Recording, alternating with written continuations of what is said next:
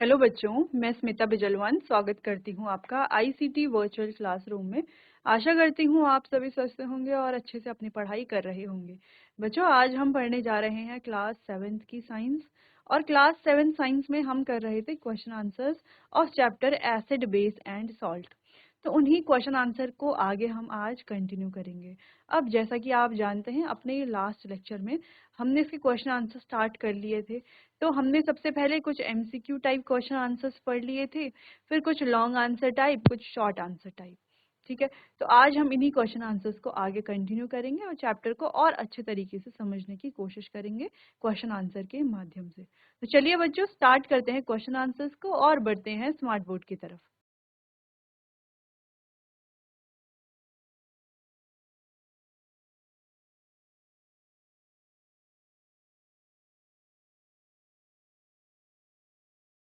चलिए बच्चों, तो एक बार आप रिवाइज भी कर लीजिए जो जो क्वेश्चन आंसर्स हम अपने लास्ट लेक्चर में कर चुके हैं।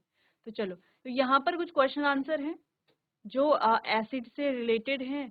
जैसे एसिड का पीएच क्या है, एसिड के एग्जाम्पल क्या है, ठीक है, या बेस क्या है। फिर कुछ और क्वेश्चन आंसर हैं जो एसिड बेस रिएक्शन यानी कि न्यूट्रलाइजेशन रिएक्शन से संबंधित है, जैसे क्वेश्चन नंबर 6। तो यहाँ पर एसिड और बेस जब रिएक्ट करते हैं तो पूछा जा रहा है एसिड बेस जब रिएक्ट करते हैं तो क्या बनता है। तो अगर हम देखें तो ये एग्जाम्पल है न्यूट्रलाइजेशन रिएक्शन का। क्लियर है? चलो, तो कुछ और क्वेश्चन आंसर्स हैं यहाँ पर जो हमने कर लिए थे। फिर कुछ क्वेश्चन ऐसे भी हैं, जैसे एसिड जब किसी कार्बोनेट के साथ रिएक्ट करती है तो क्या बनाती है। तो ये सॉल्ट और कार्बन डाइऑक्साइड गैस बनाती है। क्लियर है? साथ में आपको कुछ जो एसिड्स हैं या बेस हैं उनके फॉर्मूले भी पता होने चाहिए। ये भी पता होना चाहिए, जैसे गैस्ट्रिक जूस है तो उसमें कौन सी एसिड प्रेजेंट है, और जो एसिड प्रेजेंट है उसके फॉर्मूले भी आपको आने चाहिए। ठीक है, फिर लिटमस या जो भी हमारे जितने भी इंडिकेटर्स हैं वो सभी इंडिकेटर आपको पता होने चाहिए। वो एसिड में क्या कलर शो करते हैं, बेस में क्या कलर शो करते हैं, ये आपको पता होना चाहिए। क्लियर है? चलिए, फिर हमें ये भी पता होना चाहिए कि पीएच पेपर क्या है। फिर हमें एसिड और बेस के जो कुछ डिफरेंसेस हैं वो पता होने चाहिए। ठीक है, जैसे एसिड क्या है, बेस क्या है, इनके एग्जाम्पल्स क्या हैं, ये पता होना चाहिए। फिर एसिड का, बेस का या किसी भी न्यूट्रल सब्सटेंस का लिटमस पर क्या इफेक्ट पड़ता है, ये पता होना चाहिए। ठीक है, फिर हमने कुछ और क्वेश्चन किए थे कि जब एसिड किसी मेटल के साथ रिएक्ट करता है तो क्या होता है, किस चीज का फॉर्मेशन होता है। मेटल जब कार्बोनेट के साथ रिएक्ट करता है तो क्या होता है। ठीक है, ये कुछ क्वेश्चंस हैं जो हमने अपने लास्ट लेक्चर में कर लिए थे। ठीक है, तो लास्ट क्वेश्चन हम कर रहे थे बच्चों, एसिड और बेस के बीच का अंतर बताना। ठीक है, तो ये वाला क्वेश्चन हम लास्ट में,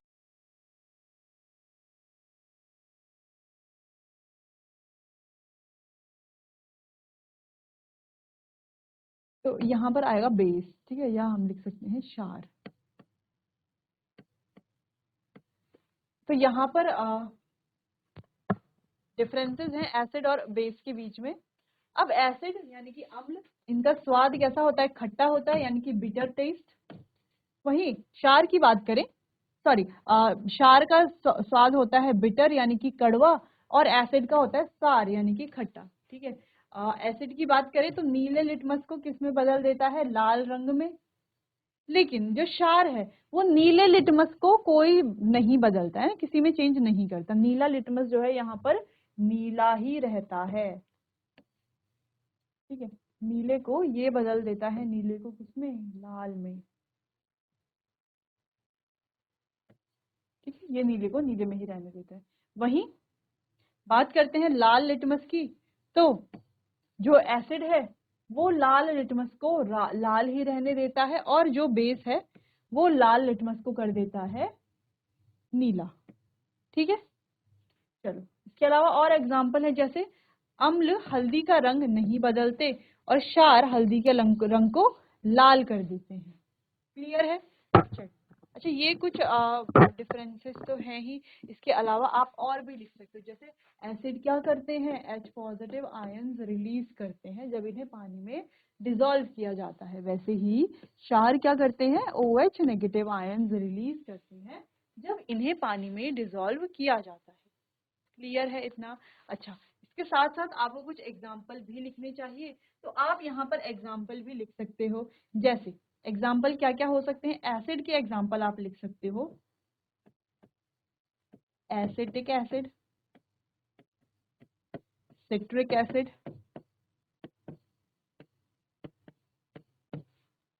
फॉर्मिक एसिड, ठीक है। वैसे ही बेस के एग्जाम्पल आप लिख सकते हो, कैल्शियम हाइड्रोक्साइड, सोडियम हाइड्रोक्साइड, ठीक है, मैग्नीशियम हाइड्रोक्साइड। तो ऐसे आप एग्जाम्पल यहाँ पर लिख सकते हो, ठीक है। अमोनिया आप लिख सकते हो। तो ये कुछ एग्जाम्पल्स हैं, ठीक है। तो चलिए इन्हें आप नोट कर लीजिए। अच्छा, इसके अलावा क्या आप और भी कुछ डिफरेंसेस लिख सकते हो एसिड और बेस के? हाँ बिल्कुल आप लिख सकते हो, ठीक है। जैसे आप यहाँ पर जो है चाइना रोज इंडिकेटर को लिख सकते हो कि जो चाइना रोज इंडिकेटर होते हैं वो एसिड में क्या करते हैं, कैसा कलर देते हैं, मजेंटा कलर देते हैं, और बेस में देते हैं ग्रीन कलर। साथ ही आप फिनोल्फथैलीन इंडिकेटर जो कि एक सिंथेटिक इंडिकेटर है उसका भी आप लिख सकते हो। जैसे हमने हल्दी के बारे में लिखा वैसे ही आप फिनोल्फथैलीन इंडिकेटर के बारे में भी लिख सकते हो कि ये क्या करते हैं, ये जो सिंथेटिक इंडिकेटर्स हैं फिनोल्फथैलीन, ये क्या करता है, ये एसिड में हो जाता है कलरलेस और बेस में चेंज कर देता है पिंक टू रेड, ठीक है। क्लियर है इतना? तो चलिए ये इतने पॉइंट्स आप नोट कर लीजिए और कुछ और एडिशनल पॉइंट भी आप इसमें नोट कर सकते हैं। तो कम से कम 4 या 5 पॉइंट आपको आने चाहिए।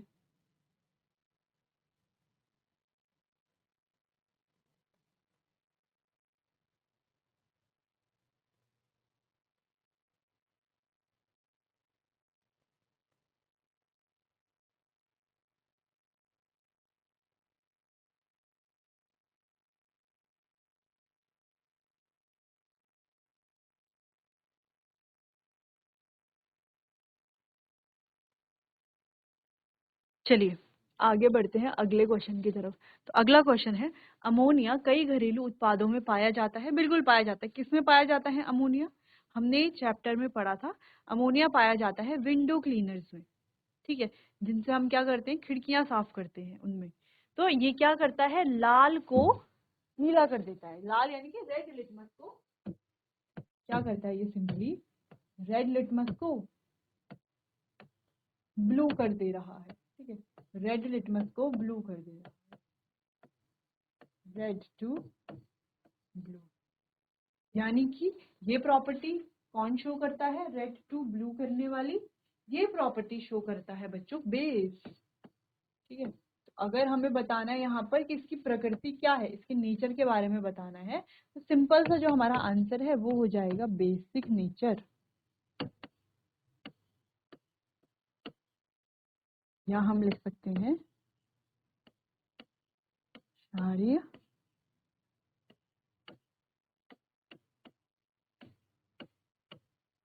प्रकृति, ठीक है। क्लियर हो गया इतना? समझ में आया? ठीक है। तो इसी तरह के क्वेश्चन आपको दिए जाएंगे, आपको इजीली जो है आप उन क्वेश्चंस को कर सकते हो अगर आपने चैप्टर पढ़ते समय थोड़ा भी ध्यान दिया है। और अगर नहीं भी दिया है तो क्वेश्चन आंसर में तो आपको समझ में आ ही रहे हैं, ठीक है। चलो, लेकिन नेक्स्ट टाइम जब भी हम चैप्टर पढ़ेंगे आपको ध्यान देना है। अगला क्वेश्चन है, लिटमस विलयन किस स्रोत से प्राप्त होता है, इस विलयन का उपयोग क्या है?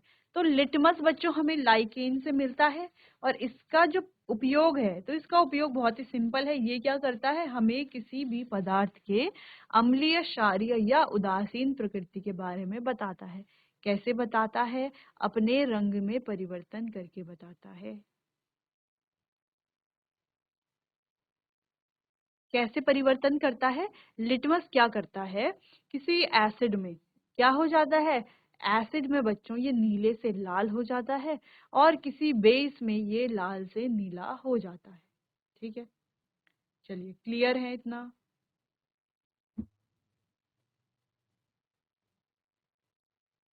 अगला क्वेश्चन है, क्या आसुत जल अम्लीय, क्षारीय, उदासीन है? आप इसकी पुष्टि कैसे करेंगे? तो चलिए आप कंफर्म कैसे करके बताएंगे कि जो आसुत आसुत जल है, डिस्टिल वाटर है, ये अम्लीय है या क्षारीय है या उदासीन है, कैसे बताओगे? तो चलो इसके लिए एक्सपेरिमेंट परफॉर्म करते हैं एक। आपको क्या करना है, एक बीकर लेना है, आपको क्या करना है, एक बीकर लेना है और बीकर में फिल करना है वाटर। कौन सा वाटर?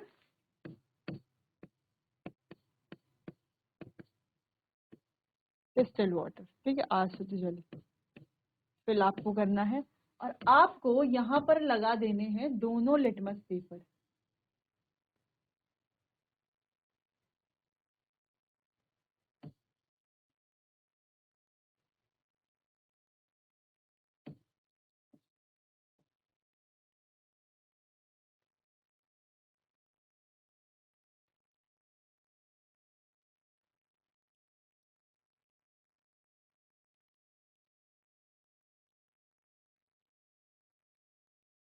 ठीक है, एक ब्लू लिटमस पेपर,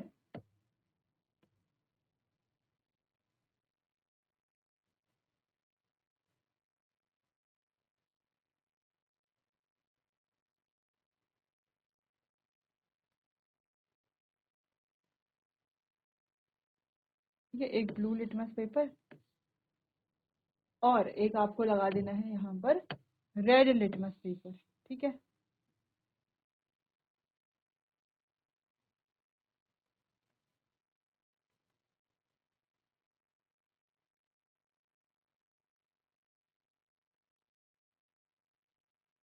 ठीक है, एक ब्लू लिटमस पेपर और एक रेड लिटमस पेपर। क्लियर?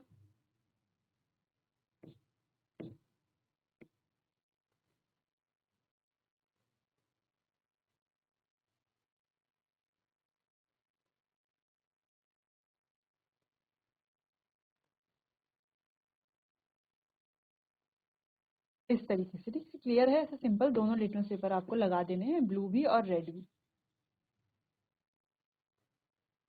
इसमें आपने पानी तो भरा हुआ है ही। अब आप क्या देखते हो, ब्लू लिटमस पेपर ब्लू ही रहेगा और रेड लिटमस पेपर भी क्या रहेगा, रेड ही रहेगा। दोनों में कोई चेंज नहीं आएगा। इसका मतलब क्या है, ये जो जल है, ये जो आसुत जल है, ये कैसा है, न्यूट्रल नेचर का है। ठीक है, ना तो ये ब्लू लिटमस पर कोई इफेक्ट डालता है, ना ही रेड लिटमस पर कोई इफेक्ट डालता है। इससे हमने ये कंफर्म कर लिया है कि ये कैसा है, न्यूट्रल नेचर का है। ठीक है, उदासीन प्रकृति का है। वहीं अगर ये नीले लिटमस को भी लाल कर देता और लाल लिटमस पर कोई इफेक्ट ना डालता तो ये क्या होता, एसिड होता। और अगर ये नीले लिटमस को नीला ही रहने देता और लाल लिटमस को नीला कर देता तो क्या होता, ये तो ये एक बेस होता। ठीक है, तो लिटमस की मदद से हम किसी भी सॉल्यूशन के एसिडिक, बेसिक नेचर या न्यूट्रल नेचर के बारे में आसानी से जान सकते। तो चलो अब आ गए हैं कुछ इंपॉर्टेंट क्वेश्चंस।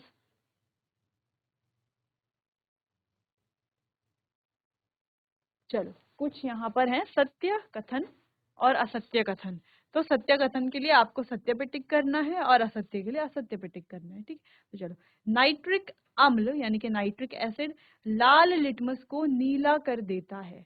तो नाइट्रिक एसिड लाल लिटमस को नीला करेगा क्या? ठीक है, अच्छा, जो इनकरेक्ट है उसे हम क्या कर रहे हैं, हाईलाइट यहाँ पर कर रहे हैं। ठीक है, तो इनकरेक्ट क्या है, इनकरेक्ट है लाल लिटमस को नीला करना। ठीक है, जबकि नाइट्रिक एसिड क्या करेगा, नीले लिटमस को लाल करेगा। ये कथन कैसा है, असत्य है। ठीक है, यहाँ पर लाल लिटमस को नीला की जगह आना चाहिए था, नीला लिटमस को लाल करेगा। क्लियर है? चलो अगला है, सोडियम हाइड्रोक्साइड नीले लिटमस को लाल कर देता है। तो ये भी इनकरेक्ट है। तो सोडियम हाइड्रोक्साइड जो कि क्या है, एक बेस है, वो नीले लिटमस को लाल नहीं बल्कि लाल लिटमस को नीला करेगा। ये कथन भी कैसा है, असत्य कथन है। देखो जो पहला वाला है वहां पर क्या है, एक अम्ल है यानी कि एसिड है, और एसिड का काम क्या है, रेड टू ब्लू करना, नहीं ब्लू टू रेड करना लिटमस को। ठीक है, दूसरा जो क्वेश्चन है वहां पर है सोडियम हाइड्रोक्साइड। ठीक है, NaOH भी जिसे हम कहते हैं। सोडियम हाइड्रोक्साइड एक बेस है, बेस का मतलब ब्लू कलर, यानी कि ये रेड लिटमस को ब्लू करेगा। ठीक है, तो ये कथन भी कैसा हो गया, असत्य हो गया। अगला है, सोडियम हाइड्रोक्साइड और हाइड्रोक्लोरिक एसिड एक दूसरे को उदासीन करके लवण और जल बनाते हैं। तो क्या ऐसा होता है, सोडियम हाइड्रोक्साइड और हाइड्रोक्लोरिक एसिड यानी कि एसिड और बेस दोनों मिलकर के सॉल्ट और वाटर बनाते। तो क्या ऐसा होता है? तो देखो इसको हम यहाँ पे समझते हैं रिएक्शन। तो देखो जो सोडियम हाइड्रोक्साइड यानी कि NaOH प्लस हाइड्रोक्लोरिक एसिड का मतलब है HCl, ये दोनों जब रिएक्शन करेंगे तो क्या बनाएंगे? NaCl प्लस H2O, यानी कि सिंपल सॉल्ट और वाटर का फॉर्मेशन यहाँ पर हो रहा है। तो अगर देखा जाए तो ये क्वेश्चन तो बिल्कुल सही है कि सोडियम हाइड्रोक्साइड और हाइड्रोक्लोरिक एसिड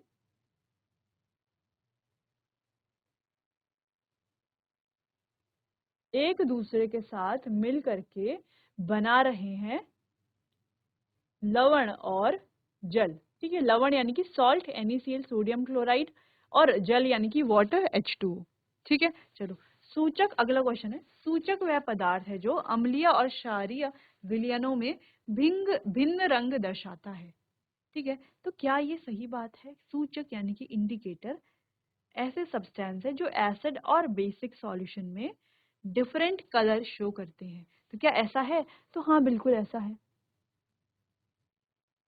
करते ही तो है। तो सूचक एसिड में अगर हम बात करें तो सूचक भी अलग अलग प्रकार के हैं। अगर हम लिटमस सूचक की बात करें तो ये एसिड में अलग और बेस में अलग कलर दिखाता है।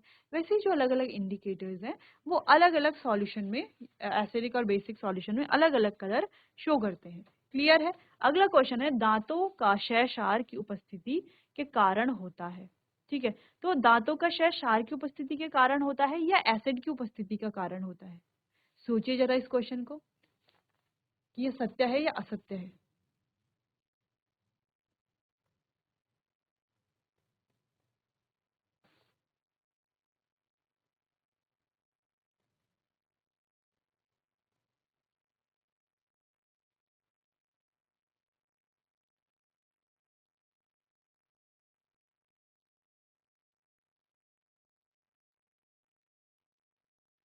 तो देखो बच्चों, हमने पहले ये भी पढ़ा था जब हम पढ़ रहे थे कि सॉइल की एसिडिटी के बारे में। अगर सॉइल में जो है एसिडिटी या बेसिसिटी बढ़ जाती है तो हम वहां पर क्या डाल देते हैं? अगर एसिडिक है तो बेस डाल देते हैं, और अगर बेसिक है तो क्या डालते हैं? ऑर्गेनिक मैटर डालते हैं। ऑर्गेनिक मैटर डाल करके क्या होता है? ये ऑर्गेनिक मैटर टूटते हैं, किसमें? एसिड बनते हैं, है ना? तोड़ते समय क्या होता है? एसिड बनते हैं, और जिससे कि जो बेसिक सॉइल है वो क्या हो जाती है? न्यूट्रलाइज हो जाती है। तो ऐसे ही बात कर रहे हैं, जो दांतों का क्षय है वो मुंह में मौजूद बैक्टीरिया के कारण होता है। ठीक है, अब ये जो बैक्टीरियाज हैं ये क्या होती है? भोजन में जो पाने वाली शुगर होती है, जो हमारे खाने में शुगर होती है, उसमें क्या करती है? ये उस शुगर को एसिड में कन्वर्ट करती है, जिसके कारण क्या हो जाता है? मुंह में या दांत में हम क्या कह सकते हैं? सड़न आ जाती है। ठीक है, तो यहाँ पर ये जो कथन है बच्चों, ये होगा असत्य। ये क्षार के कारण नहीं होता, किसके कारण होता है? एसिड के कारण होता है। ठीक है, क्षार तो हमने पढ़ा था ना कि जो हमारा टूथपेस्ट है, टूथपेस्ट में भी क्या पाया जाता है? बेस पाया जाता है। क्योंकि जो हमारे टीथ हैं, जो भी हम खाना खाते हैं, ठीक है, उसमें शुगर होती है हर फूड में। ठीक है, तो वो कहीं ना कहीं दांतों में थोड़ा बहुत फंस जाता है, जिसको बैक्टीरिया तोड़ते हैं, जिससे कि क्या बनती है? शुगर बनती है। ठीक है, एसिड बनता है, सॉरी, बैक्टीरिया तोड़ते हैं, शुगर एसिड बनता है, और उस एसिड की वजह से दांतों में जो है सड़न आ सकती है।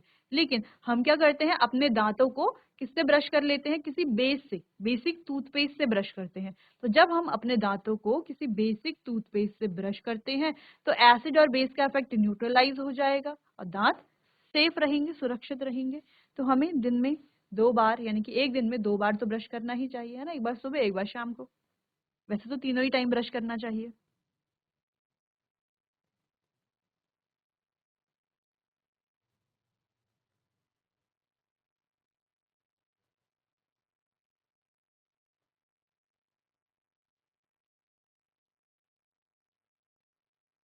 चलिए बच्चों, तो यहाँ पर हो गए हमारे क्वेश्चन कंप्लीट, इन्हें आप अब नोट कर लीजिए।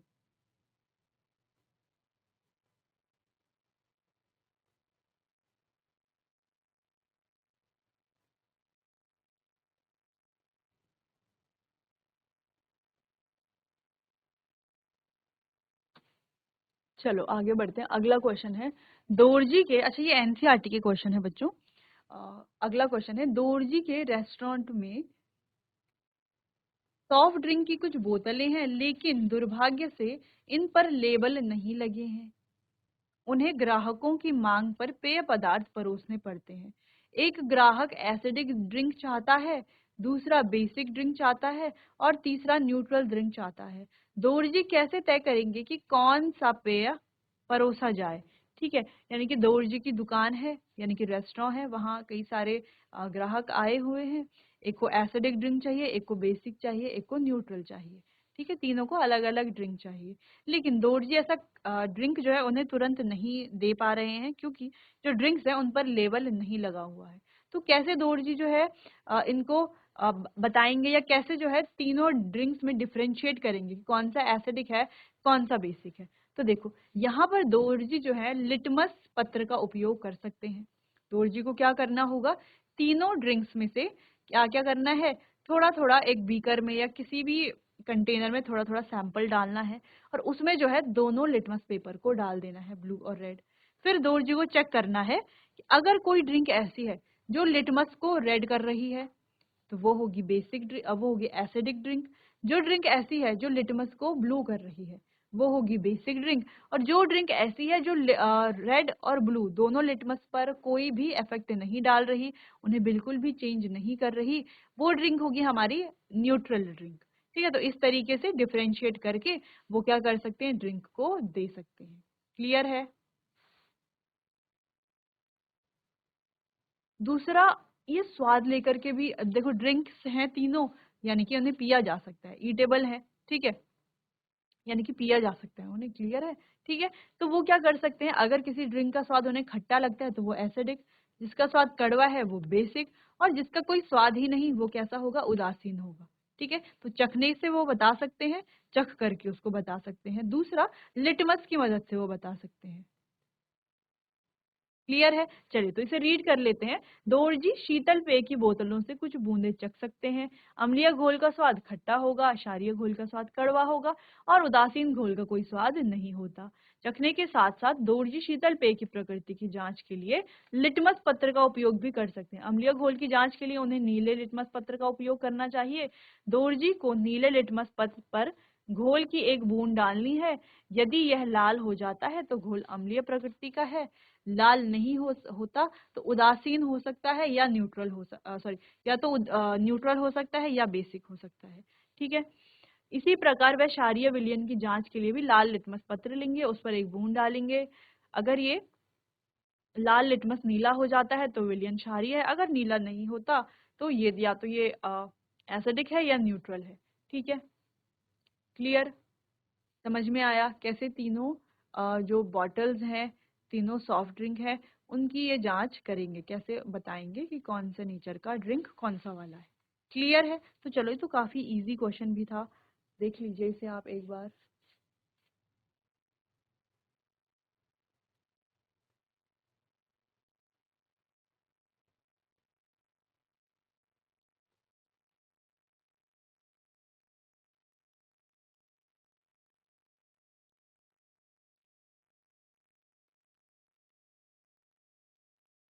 चलिए, क्लियर है, आगे बढ़ते हैं। अब ये जो क्वेश्चंस हैं ये आपको खुद से करने हैं। ठीक है, मैं यहाँ पर आपको ये क्वेश्चंस एक्सप्लेन करूंगी, आप खुद से अब इनका आंसर जो है आप खुद से लिखेंगे। ठीक है, तो पहला है, जब आप एसिडिटी से पीड़ित होते हैं तो एंटासिड टैबलेट ली जाती है, तो ऐसा क्यों किया जाता है? तो चलो बच्चों, तो जब आप एसिडिटी से पीड़ित होते हैं, इसका मतलब क्या है? इसका मतलब है आपके स्टमक में जो एसिड है वो एक्सेस मात्रा में बढ़ गई है, यानी कि अधिक मात्रा में एसिड जो है आपके स्टमक में आ गई है। तो आपको क्या होने लगता है, उससे जलन जैसा फील आने लगती है। ठीक है, फिर आपको अनईजी फील होने लगता है, आपको पेन भी फील होने लगता है। तो आप क्या करते हैं, एक एंटासिड टैबलेट लेते हैं, जिसमें क्या होता है, बेस होता है। ठीक है, तो वो बेस क्या करता है, आपके स्टमक की जो बढ़ती हुई एसिड है उसके इफेक्ट को क्या कर लेता है, न्यूट्रलाइज कर लेता है, जिससे आपको क्या मिलता है, रिलीफ, यानी कि राहत आपको मिलती है। क्लियर? तो ये कैसे हो रहा है, इसे हम कहते हैं न्यूट्रलाइजेशन रिएक्शन, यानी कि एसिड और बेस दोनों मिलकर के एक दूसरे के इफेक्ट को न्यूट्रलाइज कर रहे हैं। क्लियर है? तो इस तरीके से आपको ये पहला वाला आंसर लिख लेना है।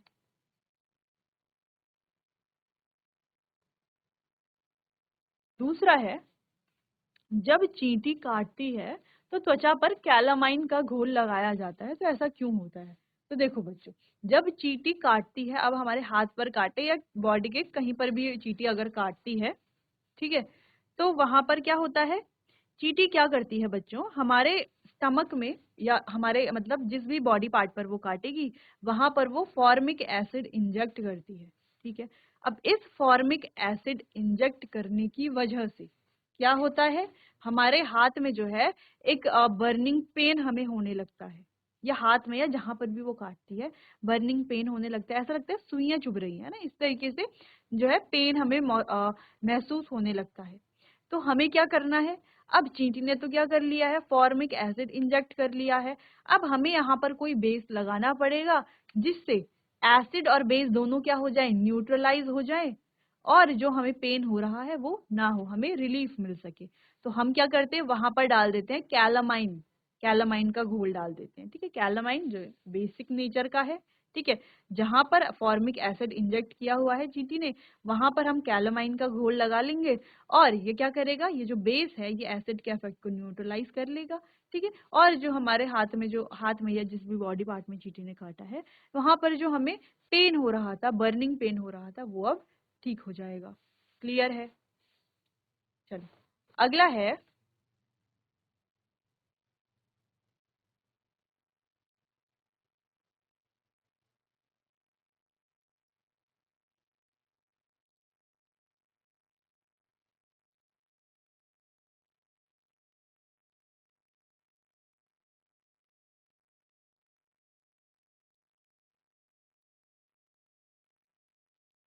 चलिए, तो अगला है,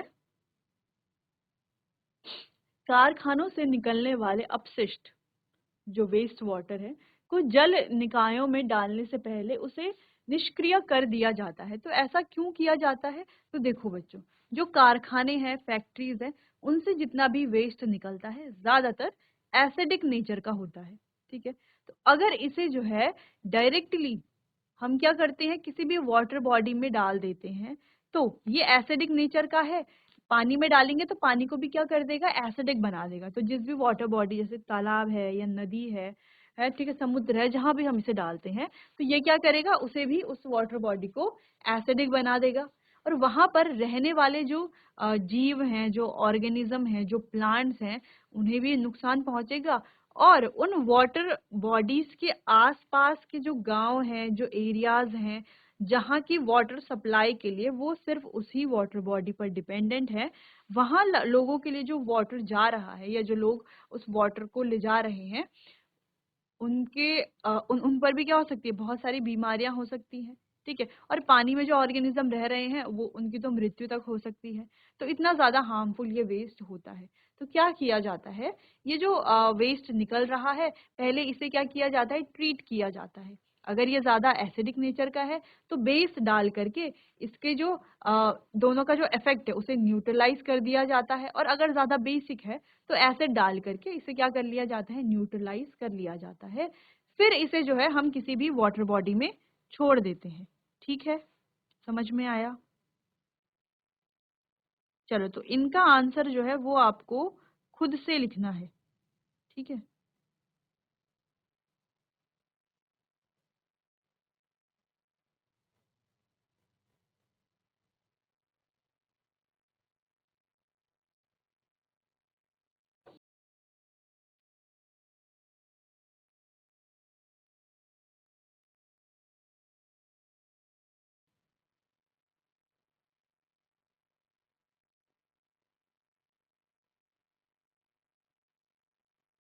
चलिए, तो अगला क्वेश्चन है, आपको 3 द्रव दिए गए हैं, एक है हाइड्रोक्लोरिक एसिड, दूसरा है सोडियम हाइड्रोक्साइड, और तीसरा है चीनी का घोल। आप इन्हें कैसे पहचानेंगे? आपके पास केवल हल्दी सूचक है। तो चलो, टर्मरिक इंडिकेटर आपके पास है, तो आप कैसे पहचानोगे? तो देखो, टर्मरिक इंडिकेटर बना करके उसकी स्ट्रिप्स जो है आपके पास, आप क्या करोगे, तीनों स्ट्रिप्स को डिप करोगे सॉल्यूशन में। तो आप क्या देखोगे कि जो सोडियम हाइड्रोक्साइड है वो तो सॉल्यूशन का कलर चेंज कर देगा, वो क्या कर देगा, हल्दी का जो सूचक है उसको रेड में कन्वर्ट कर लेगा। तो आप समझ जाओगे कि ये जो सोडियम हाइड्रोक्साइड है ये बेस है। बाकी एसिड और जो चीनी का घोल है उसमें टर्मरिक इंडिकेटर जो है एज इट इज रहेगा, वहां पर कोई चेंज नहीं होगा। तो आपको ये जान लेना है कि उनमें से एक एसिड है और एक क्या है, उदासीन है। ठीक है, क्लियर। तो आप समझ जाओगे, अगर आपका हाइड्रोक्लोरिक एसिड है तो नाम से ही एसिड है, आप आसानी से जो है पहचान लोगे कि ये एसिड है। बाकी चीनी उदासीन नेचर की होती है। तो ये हमारी बेसिक न्यूट्रल है। क्लियर।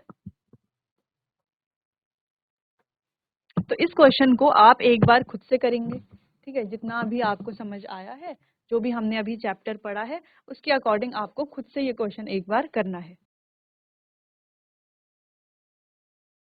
तो चलिए बच्चों, आज के लिए बस इतना ही। बाकी इसे कंटिन्यू करेंगे हम अपने आने वाले अगले सेशन में। तब तक के लिए आप पढ़ाई करते रहिए, कहीं पर अगर कोई कंफ्यूजन होती है तो आप मुझसे पूछ सकते हैं। तो चलिए बच्चों, मिलते हैं आने वाले सेशन में, तब तक आपका बहुत बहुत धन्यवाद।